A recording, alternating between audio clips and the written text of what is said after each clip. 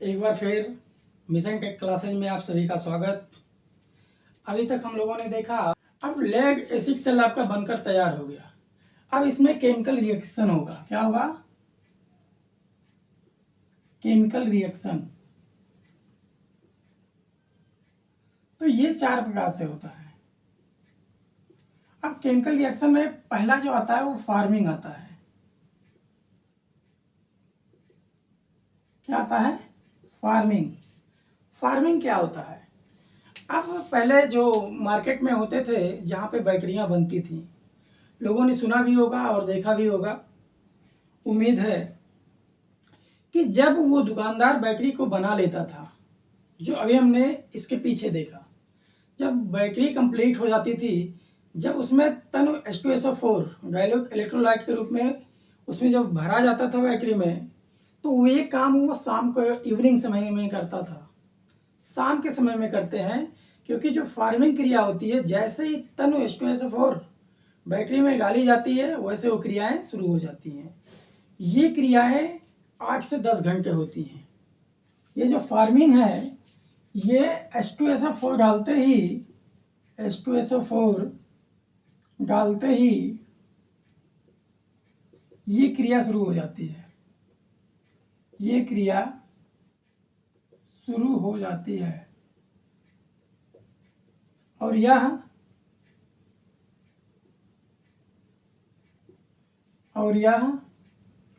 8 से 10 घंटे चलती है। 8 से 10 घंटे चलती है, मतलब 8 से 10 घंटा। अब दिन भर वो दुकानदार बैटरी बनाएगा। बैटरी बनने के बाद वो उसमें गैलोक तनु H2SO4 डालेगा और एक किनारे करके वो दुकान को बंद करेगा और चला जाएगा घर। फिर जब सुबह आएगा तो तब तक 8 से 10 घंटा 12 घंटा हो चुका होगा। उसके बाद वो बैटरी को चार्जिंग करता है। फार्मिंग के बाद जो प्रोसेस आती है वो चार्जिंग की जाती है। फार्मिंग के बाद क्या? चार्जिंग। बैटरी कंप्लीट हो गया, तनु H2SO4 डाल दिया गया। वो 8 से 10 घंटा प्रक्रिया की।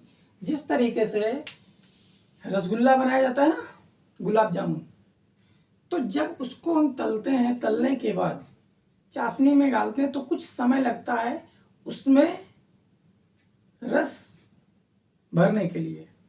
तो ठीक उसी प्रकार जैसे आपके शीशे की जाली में लुगदी भरी जाती थी, PB3O4 रेड लाइट की लुगदी भरी जाती थी, और H2SO4 डालने के बाद वो ठीक उसी प्रकार जिस तरीके से रसगुल्ला चाशनी में भिनता है या डूबता है, रस अंदर तक पहुंचता है, ठीक उसी प्रकार इसमें जो शीशे की जाली होती है, ये H2SO4 एक दूसरे से क्रिया करके एकदम पूर्ण रूप से भीग जाता है या डूब जाता है। तो उसके बाद जब चार्जिंग प्रोसेस आती है, तो चार्जिंग प्रोसेस में क्या होता है, आइए देखते हैं। चार्जिंग के दौरान ध्यान दीजिएगा, ये बहुत इंपॉर्टेंट है। चार्जिंग बहुत इंपॉर्टेंट है हर एग्जाम के लिए। चार्जिंग के दौरान इसमें 2 प्लेटें होंगी, एक धन प्लेट और एक ऋण प्लेट। जो धन प्लेटें होंगी, चार्जिंग के दौरान जो धन प्लेटें होंगी वो लेड पेरोक्साइड की हो जाएंगी। क्या?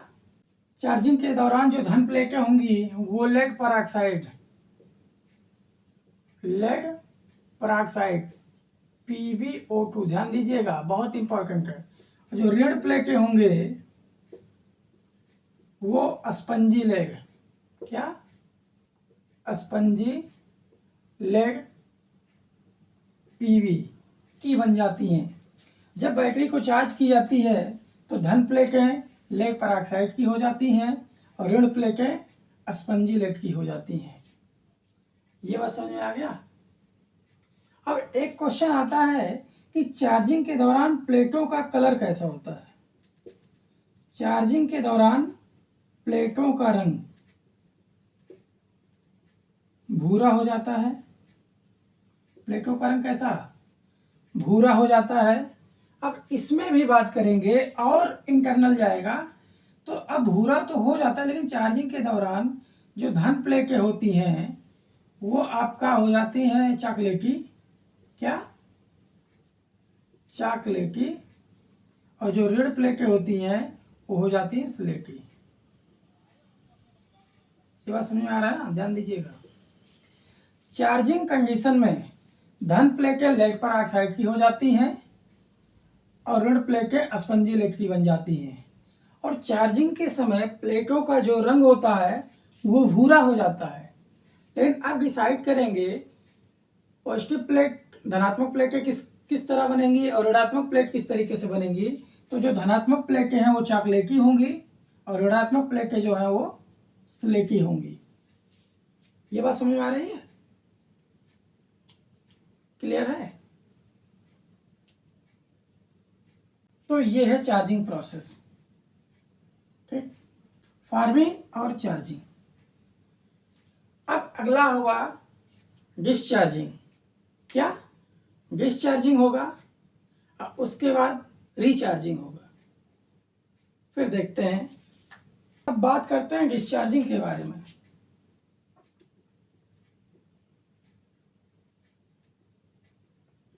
जब बैटरी डिस्चार्ज होती है तो डिस्चार्जिंग के दौरान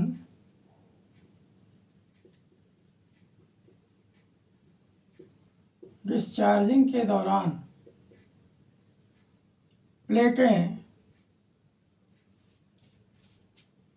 इसमें चाहे वो धनात्मक प्लेटें हों चाहे ऋणात्मक प्लेटें हों, दोनों कंडीशन में या दोनों प्लेटें PbSO4 किसके बन जाते हैं, लेड सल्फेट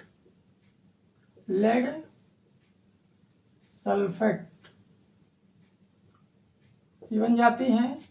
और जो प्लेटों का रंग है, प्लेटों का रंग वो सफेद हो जाती है, ध्यान दीजिएगा। डिस्चार्जिंग के दौरान धनात्मक और ऋणात्मक दोनों प्लेटें लेड सल्फेट की बन जाती हैं और जो प्लेटों का रंग है वो सफेद हो जाता है। और इंपॉर्टेंट पॉइंट, डिस्चार्जिंग के दौरान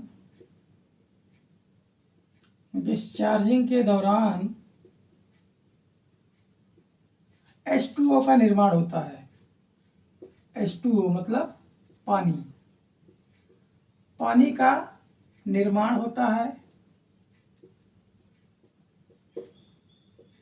जिससे विलयन या इलेक्ट्रोलाइट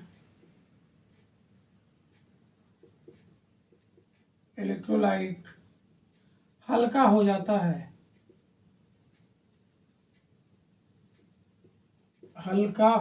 है, जिससे अपेक्षित घनत्व, ध्यान दीजिएगा, अपेक्षित घनत्व घट जाता है। बहुत इंपॉर्टेंट है, ये बहुत इंपॉर्टेंट है। कम हो जाता है या घट जाता है। डिस्चार्जिंग के दौरान H2O का निर्माण होता है, जिससे विलयन हल्का हो जाता है और विलयन का अपेक्षित घनत्व घट जाता है। ये डिस्चार्जिंग प्रोसेस में होता है। क्लियर? किस प्रोसेस में होता है? डिस्चार्जिंग प्रोसेस में होता है। ये हो गया डिस्चार्जिंग। अब हम बात करेंगे रिचार्जिंग का। किसकी बात करेंगे? रिचार्जिंग। बात करते हैं रिचार्जिंग, चौथा पॉइंट।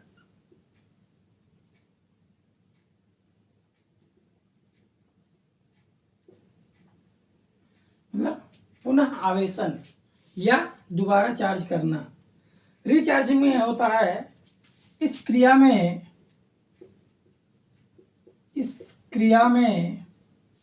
H2O का इस क्रिया में H2SO4 का निर्माण होता